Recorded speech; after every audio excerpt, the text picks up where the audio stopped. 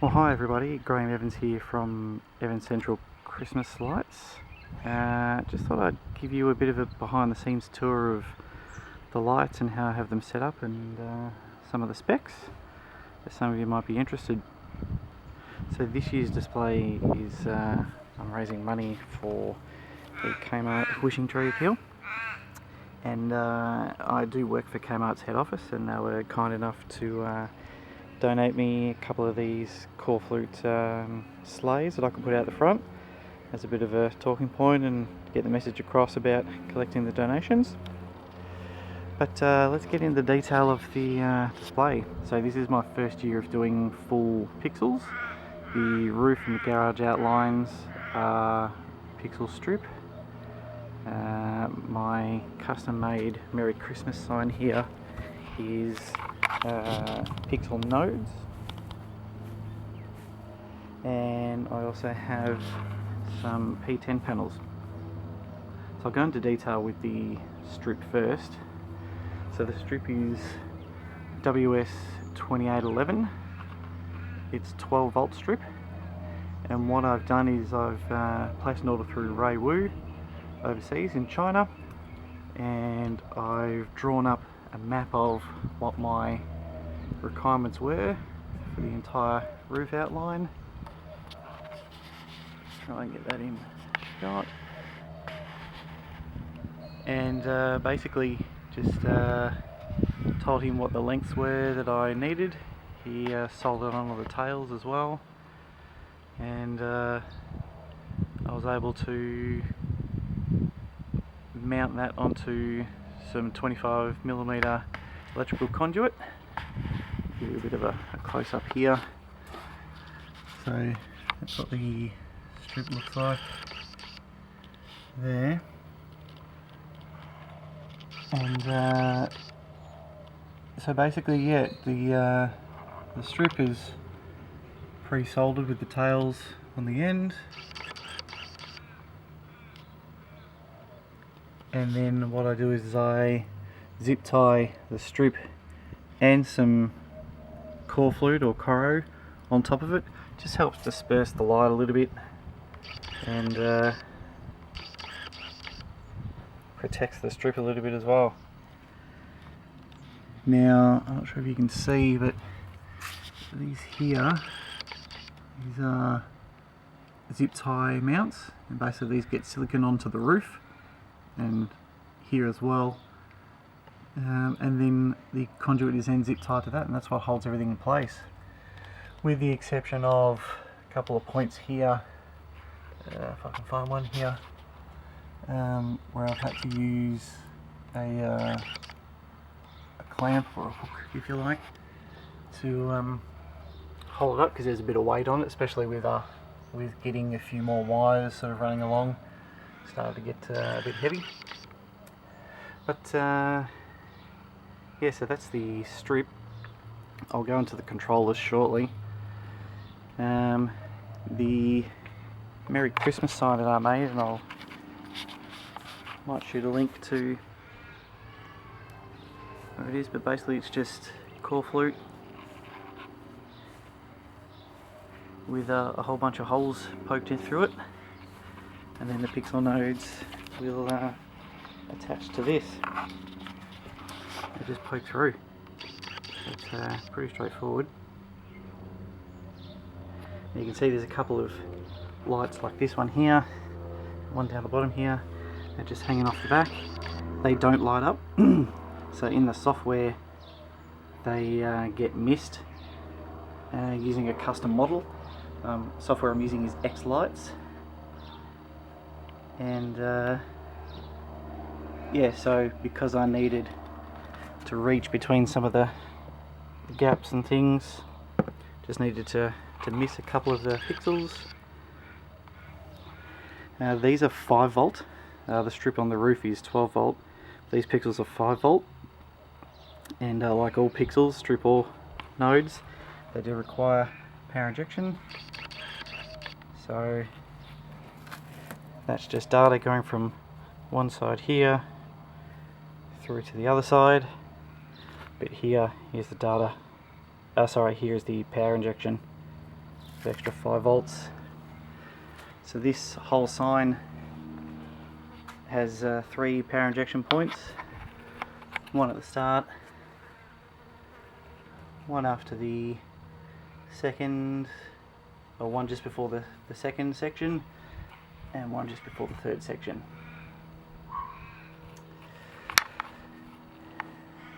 I also have some P10 panels. So there's 4 panels up here, which makes up my scrolling sign. This runs off a BeagleBone Black controller.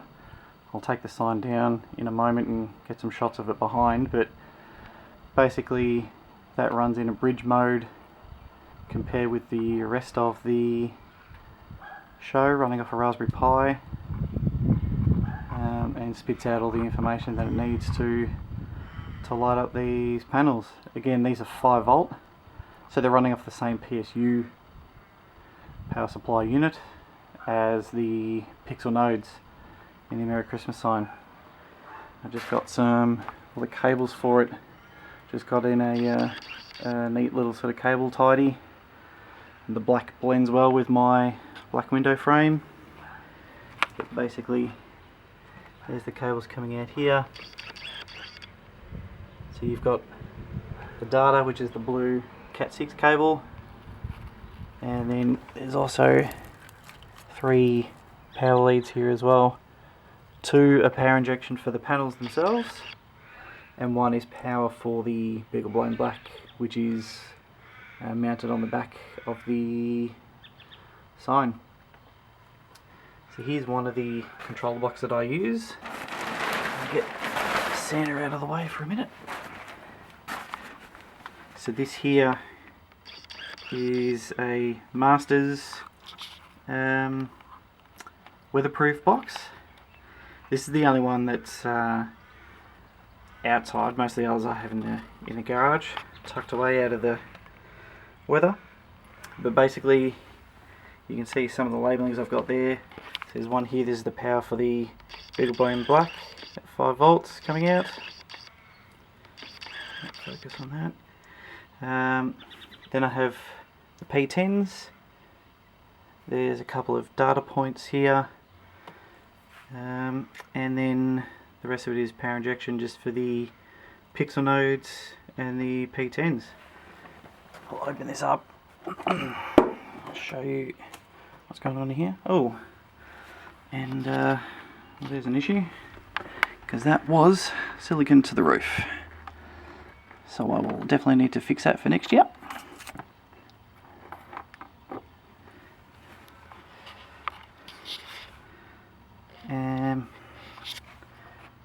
That's news to me that had happened. So definitely on the cards to build better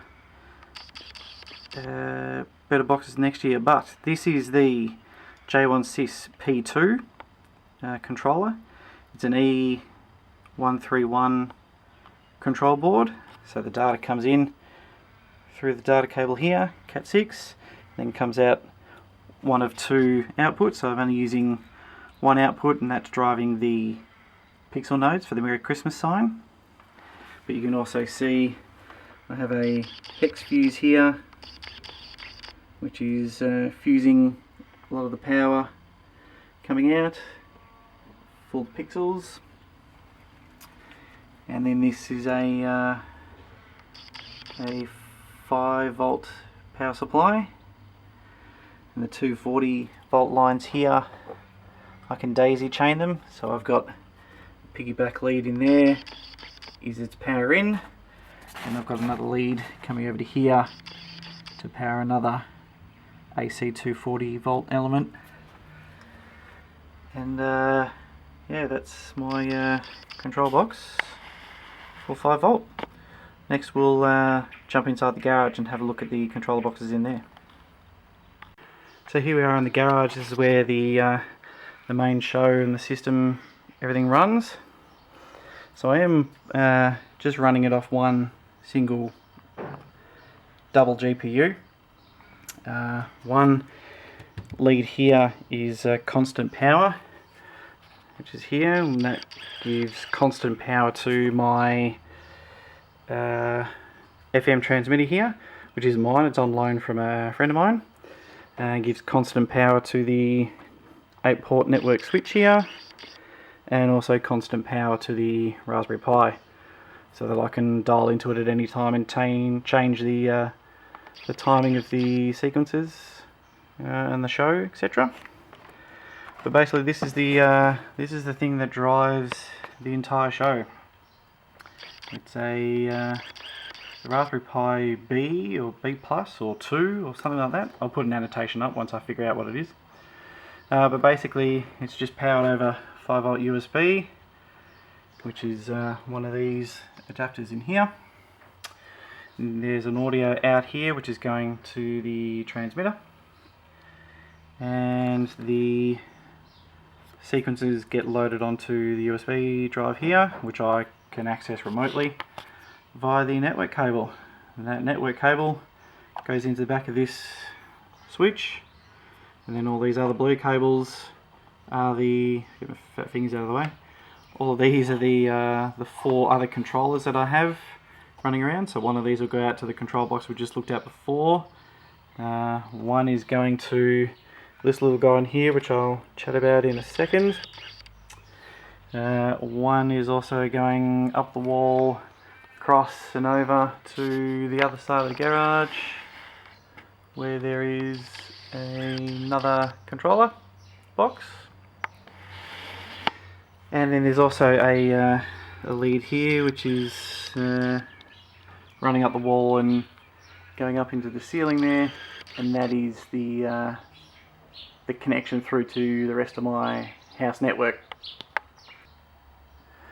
So let's have a quick look at what I'm using in here. It is messy, but it works. So this is an Audio Visual Devices, or AVD, DC48 board, and what this is doing is it's driving the DC elements, low voltage Kmart strings that I've chopped up over the years, and that's controlling those. This is a 30V PSU, but I've dialed it back down to about 27V. Got a little testing plug in there as well, while I was testing some of the lights before I wire them all up. But that's all these cables here, which is a 4-core security cable. That's all marching off under the door there, or up over and around my garage here. And as you can see, these lights here, they control these blue icicles that I have along the front of the garage here, just the 5 sections. And also, while quickly outside, we've got the wreaths as well. This is just a $7 Kmart wreath that I've just cut up a couple of strings and wrapped around in it. So it's just 2 channels in each of those. There's one on either side of the garage. And the rest of the DC stuff is just some white strings wrapped around the central pole here. So that's all being driven from this one controller. Now it's 48 channels in here, and I'm barely using, what am I using? I'm using about 12 channels of this 48, so about a quarter of what I could do. So I could add more to this if I wanted to. So that is that box. Move the transmitter for a moment. And this second box here is a what's known as a Ray 27 channel board. As the name would suggest, it's only 27 channels. Again, DC. This is I forget what voltage this is now. 12V. Lucky I wrote it on the lid. And this is this can run DC elements or dumb RGB as well. So this is running, there's only 3 leads coming out of here, and they are running my dumb mini trees with some dumb RGB strip, which used to be on my roof line last year, but I've obviously since upgraded to pixels this year, smart pixels.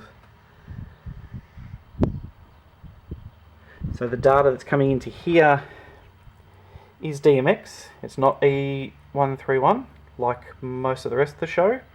And I've got a daisy chained there of the RJ45 controllers.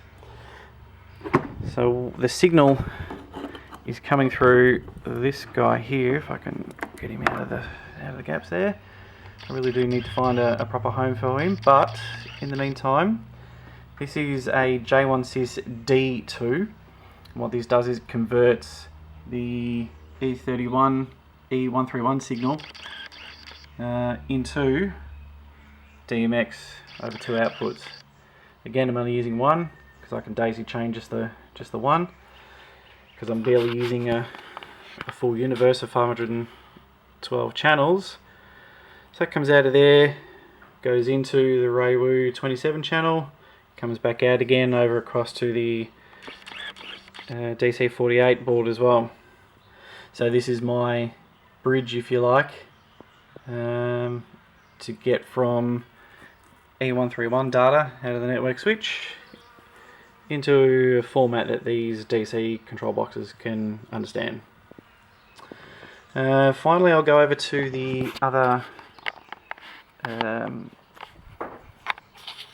control board that I have. I've got 240 volt power lead plus Cat6 cable plus a couple of power injection leads that lead over to this very busy box.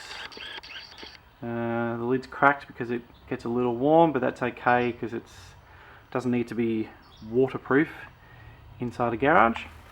But basically, this is another, open this up, another J1sys P2 board. So again, the E131 data comes in through the Cat6 cable and then comes out in two outputs. So output number one I've used for the entire roof line, and output number two is used for just the garage outline sections. The entire lot could run off of one output, but I just decided to share the load a little bit, and this obviously means that I can expand for future usage. And 12 volt PSU fused as well, and then all of the power injection points for the entire roof line, plus the two data outputs. Again, the power is daisy chained, so if I wanted to add something else to power over here I could. And then basically all these cables are in a bit of a mess, but the garage stuff is power injected down the bottom here. So it goes up here and along and then down to the bottom, and then similarly with the roof is coming out through here, across, power injected, then starts on the corner here and off she goes across the entire roof line. I do have some AC elements as well, 240 volt, so obviously the blow-ups come on at night time with the timers that I'm using. I've got a 240 volt set of AC balls here that just slowly colour change. Have another one of those in the letterbox that you would have seen earlier. 240 volt LED reindeer, the two larger ones. The one on the right here, the head moves up and down. On the left, the head moves side to side. Quite bright. These are my dumb RGB mini trees, which used to be my roofline strip, but have been replaced with the pixel strip that I'm using now. I may add to these next year, I'm just not sure yet. And then some 240 volt LED stars on the fence. Next year I'll look to replace these, probably put a matrix over here of some description. But yeah, that's about it. If you've got any further comments or questions about my display, feel free to add a comment below this video and subscribe for future videos for next year. Thanks for watching.